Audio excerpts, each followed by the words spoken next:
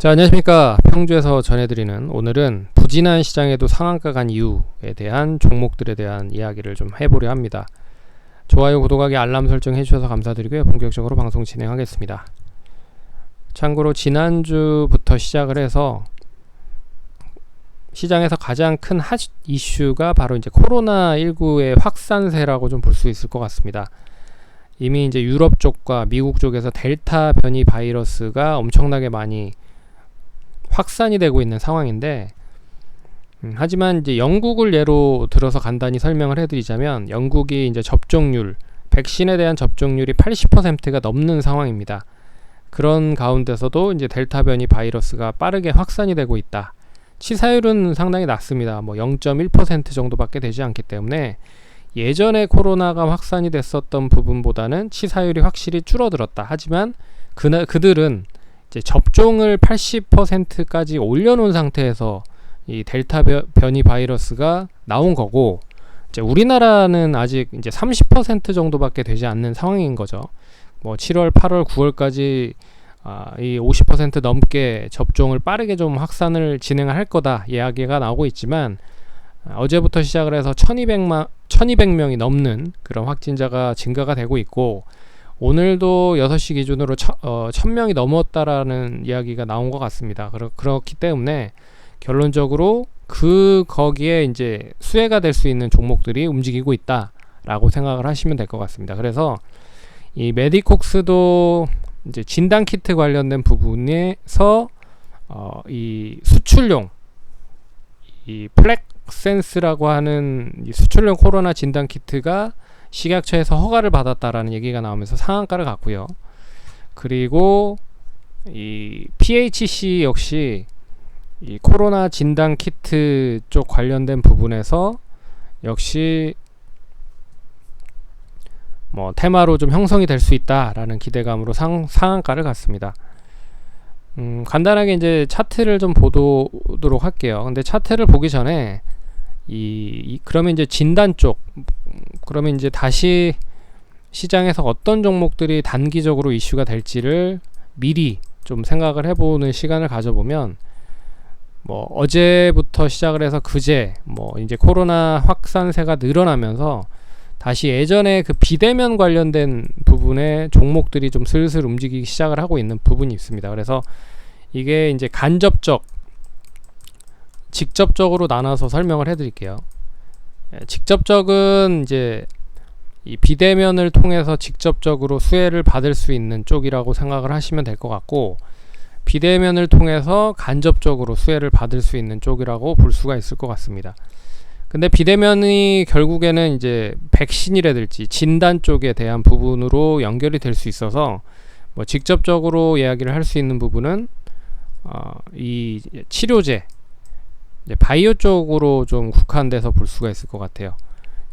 비대면을 하기는 하지만 이 비대면을 통해서 다시 코로나의 확산세가 증가가 된다고 하면 역시 직접적으로 관련돼서 여러 가지 시도를 해야 되잖아요. 그 부분이 바로 이제 진단 쪽이나 그리고 치료제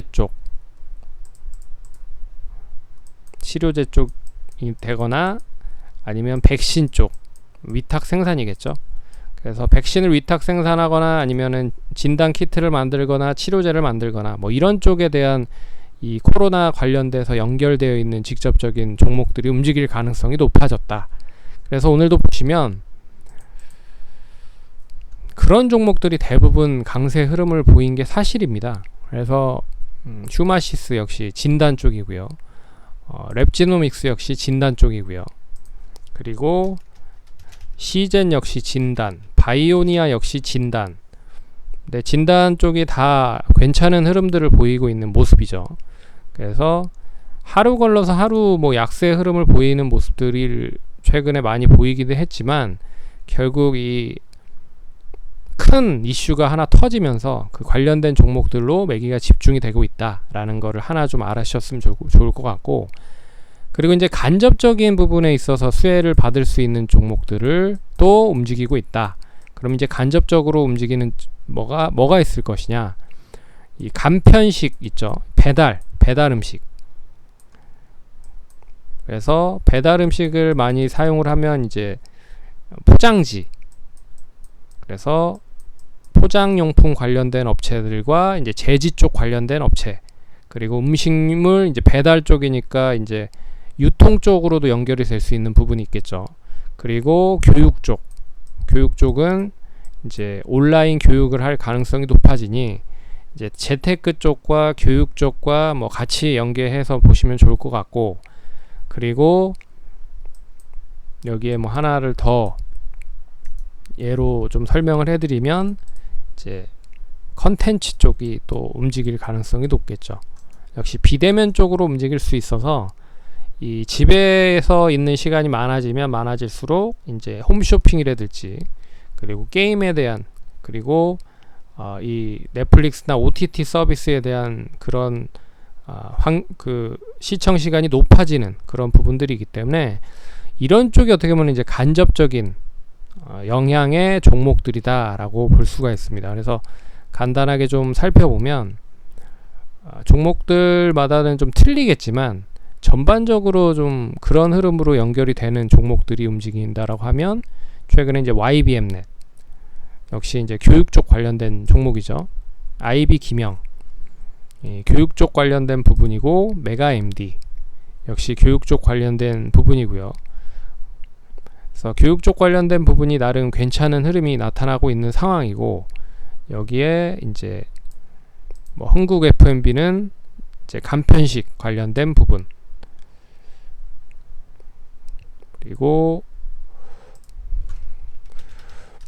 우양, 뭐 대상, 뭐 이런 종목들인데 역시 시가총액이 큰 종목보다는 작은 종목에서 상승세가 더 긴밀하게 움직일 수 있다. 왜 그러냐면 시가총액이 큰 업체들은 이미 기관과 외국인과 이런 수급으로 좌지우지가 될 가능성이 높기 때문에 개인들이 매매를 해서 끌어올리기에는 한계가 있다 라고 볼 수가 있어서 종목들이 좀 나름 좀 지지부진할 수도 있다 라고 볼 수 있지만, 이런 이제 시가총액 가벼운 쪽, 뭐 1000억, 2000억, 3000억짜리 종목들은 되레 그런 부분에서 뭐 상승을 좀 하고 있는 상황이다.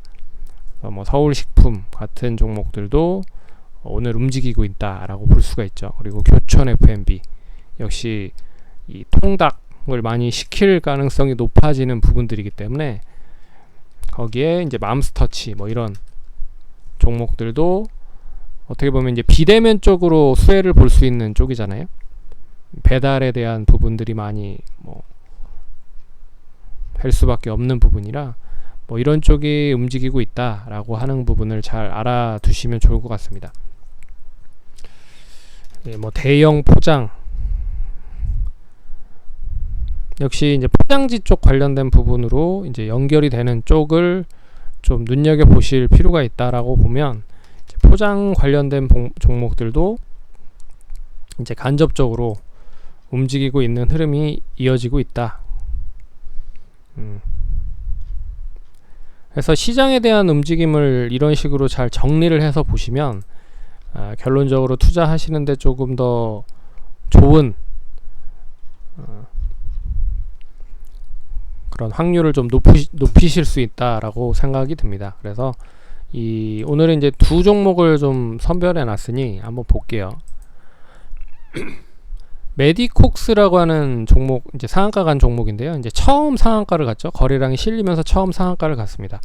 그러면 이제 바닥권에서 처음 상한가를 가고 상승을 한 부분이라 의미가 있는 부분이죠. 그래서 내일도 역시나 장 초반에 오늘도 1000명이 넘어가는 그런 확진자를 보인다라고 하면 이 코로나 관련돼서 수혜를 받은 직간접적인 종목들이 상승을 할 수 있을 가능성, 토대가 만들어질 가능성이 높다. 거기에 이제 시장 자체가 그렇게 썩 좋은 흐름을 보이지 못하고 있기 때문에 결론적으로 개별적인 성향을 지닌 종목들이 더 빠르게 움직인다라고 하면 이제 관련된 종목들로 매기가 더 확산이 될 수 있다라고 해서 뭐 단기간에 끝날 것 같지는 않습니다. 그래서 지난번에 상한가를 갔었던 흐름을 잘 지켜보시면 이때 이제 가격 제한폭까지 올라갔고 그 다음날 장 초반에 떠서 시작을 했죠. 5%까지 떴다가 뭐 한 장중에 20%까지 상승을 했는데, 내일도 앞선의 그런 이제 교육 학습에 대한 부분으로 보면 장 초반에 이제 5% 이상 떠서 시작을 한다라고 하면 일단 뭐 떠서 시작을 할 테고, 그리고 나서 단기적으로 이제 딱 떨어지는 가격인 2,000원 선에서의 매물이 좀 있을 수 있을 것 같다. 그래서 2,000원을 잘 유지가 되면 못해도 한 2,200원까지 상승세가 이어질 수 있다라고 좀 볼 수 있을 것 같고요. 그래서 2,000원이 중요한 기로가 될 것 같습니다. 그리고 내일도 역시나 코로나 관련주들은 좀 움직일 가능성이 높을 것 같고요. 단기적으로 봤을 때는, 짧게 봤을 때는 한 1,700원에서 1,600원 정도를 이제 박스권으로 갇혀서 하락이 좀 러프하게 좀 본다라고 해도 1,600원은 유지하는 시점에서 보시면 좋을 것 같고, 뭐 상따를 하신 분들은 내일 장 초반에 분할적으로 수익을 좀 챙기는 전략을 사용을 하시면 좋을 것 같고, 뭐 한 1,600원에서 1,500원 정도에 매수하시는 분들도 뭐 2,000원 이상이 올라가면 조금씩 비중을 좀 줄여놓는 것도 좋지 않을까. 근데 단기적으로 끝날 것 같지는 않고요. 이 흐름이 이제 우리나라 이제 정부 쪽에서 어떠한 제스처를 취하겠죠. 뭐 지금 이제 사회적 거리두기가 이제 4단계로 바로 직행을 할 수도 있다라는 이야기가 나오고 있는데, 뭐 그런 얘기가 나오면 이제 단기적으로는 좀 꺾일 수 있다라고 보고 있지만, 그래도 지금 시점에서는 꺾이는 것보다는 조금 더 우상향을 할 수 있다라는 부분으로 볼 수 있을 것 같습니다. 그리고 PHC도 역시 지난번에 한번 얘기를 해드렸었던 것 같은데, 어찌됐든 시간외로는 그렇게 썩 좋은 흐름을 보이지 못했습니다. 왜 그러냐면 지금 이제 N자형으로 상승을 하고 있는 상황이기 때문에, 이런 흐름이잖아요. 그리고 다시 이제 상승을 하고 있는 흐름이기 때문에, 이 흐름이 그대로 유지가 되면 이제 앞선 고점을 완전하게 좀 돌파를 할 수 있는 흐름까지도 연결될 수 있을 것이다. 그 가격대가 2,900원 정도 선인데, 2,900원에서 3,000원 유지가 중요할 것 같습니다. 근데 오늘 이제 장 막판까지 상한가를 가긴 했지만, 이 2,900원에서 3,000원 사이에 매물이 좀 있을 것 같으니 시간외로 좀 매도 물량이 나온 것 같고요. 그래도 어찌됐든 이제 과열 종목으로 지정이 된 부분으로 해서 이렇게 하락을 한 부분인 것 같긴 하지만, 갭 떨어져서 시작을 해도 그렇게 큰 의미를 부여하진 않을 것 같습니다. 되레 최근에는 이제 과열 종목, 경고부 종목 지정되고 나서도 올라가는 종목들이 많기 때문에, 굳이 내일 장 초반에 좀 밀려서 시작을 하면 뭐 짧게는 2,700원이 깨지는 시점에서는 대략 단기적으로는 좀 매수를 감행해도 되지 않을까. 그래서 단기적으로는 한 3,000원 이상에서 고점을 갱신하는 시점에서는 수익을 좀 챙겨서 리스크를 관리하시면 좋을 것 같고, 단기적인 목표가는 한 3,300원에서 3,500원 정도, 이제 딱 떨어지는 선인 선까지는 좀 가져가셔도 되지 않을까, 그렇게 보고 있습니다. 그리고 짧게는 어제 고점 부근이죠. 어제 고점이 이제 2,330원대이기 때문에 한 2,300원 유지를 잘 하는지를 보시고 대응을 하시면 큰 무리 없이 대응을 할 수 있지 않을까, 그렇게 좀 말씀드리겠습니다. 그럼 성공 투자하시고 다음번에 또 찾아뵙도록 하겠습니다. 감사합니다.